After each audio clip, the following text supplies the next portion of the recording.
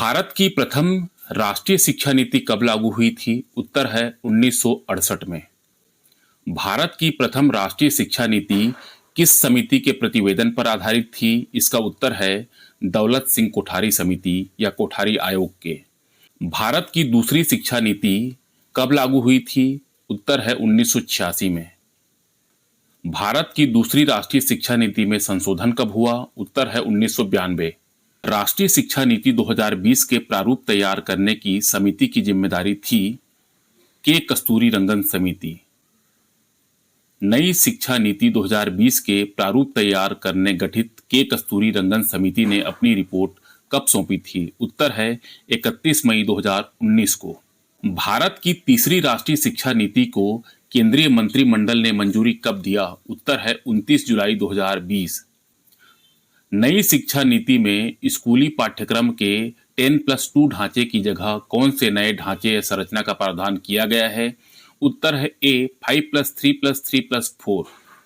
School के पाठ्यक्रम और अध्यापन कला में सुधार के लिए NCERT द्वारा क्या विकसित करने का निर्णय लिया गया है?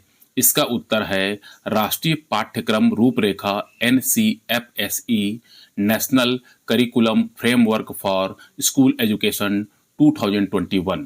नई राष्ट्रीय शिक्षा नीति 2020 में विद्यार्थियों के समग्र विकास के लिए कार्य प्रदर्शन आकलन, समीक्षा और ज्ञान का विश्लेषण करने के लिए क्या स्थापित करने का निर्णय लिया गया है? उत्तर है परख राष्ट्रीय आकलन केंद्र। राष्ट्रीय शिक्षा नीति 2020 में स्कूली शिक्षा के लिए मानक निर्धारण और प्रत्यायन के लिए क्या गठन करने का प्रावधान किया गया है? उत्तर है स्टेट स्कूल स्टैंडर्ड अथॉरिटी। राज्य या केंद्र शासित प्रदेश स्वतंत्र स्टेट स्कूल स्टैंडर्ड अथॉरिटी का गठन करेंगे। राष्ट्रीय शिक्षा नीति 2020 में समान व समावेशी शिक्षा के लिए क्या क्या सुविधाएं प्रदान करने का प्रावधान किया गया है? उत्तर है बालक बालिका समावेशी कोष की स्थापना, विशेष शिक्षा जोन की स्थापना, बाल भवन की स्थापना, प्रत्येक राज्य या जिले को कला संबंधी, कैरियर संबंधी और खेलकूद संबंधी गतिविधियों में विद्यार्थियों के भाग लेने के लिए दिन के समय वाले एक विशेष बोर्डिंग स्कूल के रूप में बाल भवन स्थापित करेगा। चौथा, सामाजिक चेतना केंद्र। स्कूल की निःशुल्क बुनियादी ढांचागत सुविधाओं का उपयोग सामाजिक चेतना केंद्रों के रूप में किया जा सकता है। अगला प्रश्न है, राष्ट्रीय शिक्षा नीति 2020 में उच्च शिक्षण संस्थानों के विनियमन के लिए क्या गठित करने का निर्णय लिया गया है? उत्तर है राष्ट्रीय उच्चतर शिक्षा नियामकीय परिषद NHERC। अगला प्रश्न है, राष्ट्रीय शिक्षा नीति 2020 में शिक्षकों को प्रभावकारी एवं पारदर्शी प्रक्रियाओं के जरिए भर्ती के लिए राष्ट्रीय अध्यापक शिक्षा परिषद द्वारा राष्ट्रीय प्रोफेशनल मानक कब तक विकसित करने का निर्णय लिया गया है? इसका उत्तर है 2022 तक। राष्ट्रीय शिक्षा नीति 2020 में उच्चतर शिक्षा में 2035 तक सकल नामांकन अनुपात अर्थात ग्रॉस एनरोलमेंट रेशो GER को बढ़ाकर कितने प्रतिशत करने का निर्णय लिया गया है? राष्ट्रीय शिक्षा नीति 2020 में उच्चतर शिक्षा में सकल नामांकन अनुपात अर्थात ग्रॉस एनरोलमेंट रेशो GER को बढ़ाकर कब तक 50% तक करने का निर्णय लिया गया है? इन दोनों प्रश्नों का उत्तर है राष्ट्रीय शिक्षा नीति 2020 में उच्चतर शिक्षा में 2035 तक सकल नामांकन अनुपात GER को बढ़ाकर 50% तक करने का निर्णय लिया गया है। अगला प्रश्न है, राष्ट्रीय शिक्षा नीति 2020 में विभिन्न उच्च शिक्षण संस्थानों हायर एजुकेशन इंस्टीट्यूशन से अर्जित डिजिटल रूप से अकादमिक क्रेडिटों के संरक्षण के लिए क्या गठित करने का निर्णय लिया गया है? इसका उत्तर है एकेडमिक बैंक ऑफ क्रेडिट।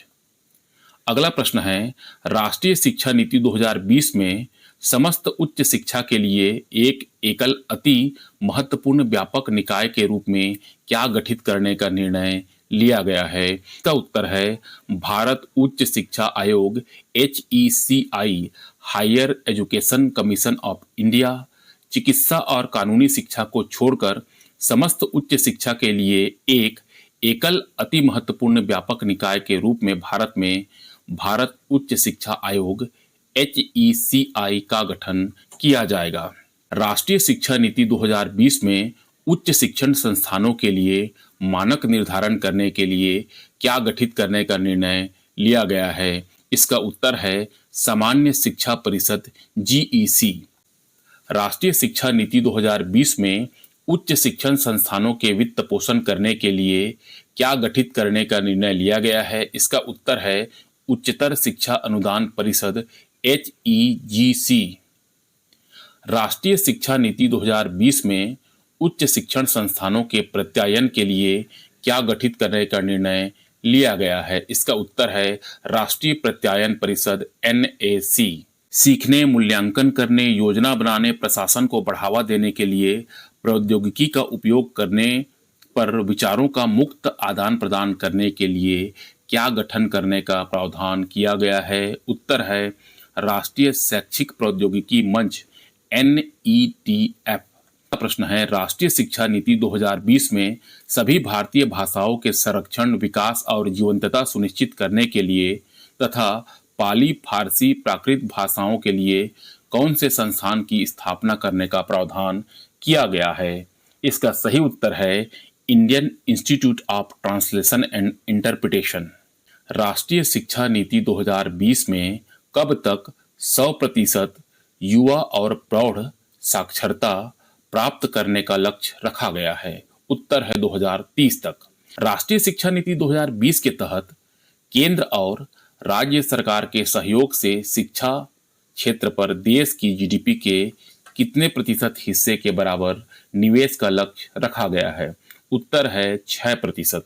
राष्ट्रीय शिक्षा नीति 2020 के अनुसार मानव संसाधन विकास मंत्रालय का नाम बदलकर क्या करने का निर्णय लिया गया है? इसका उत्तर है शिक्षा मंत्रालय। किस वर्ष शिक्षा मंत्रालय का नाम बदलकर मानव संसाधन विकास मंत्रालय किया गया था? इसका उत्तर है वर्ष 1985 में। 1985 से पहले शिक्षा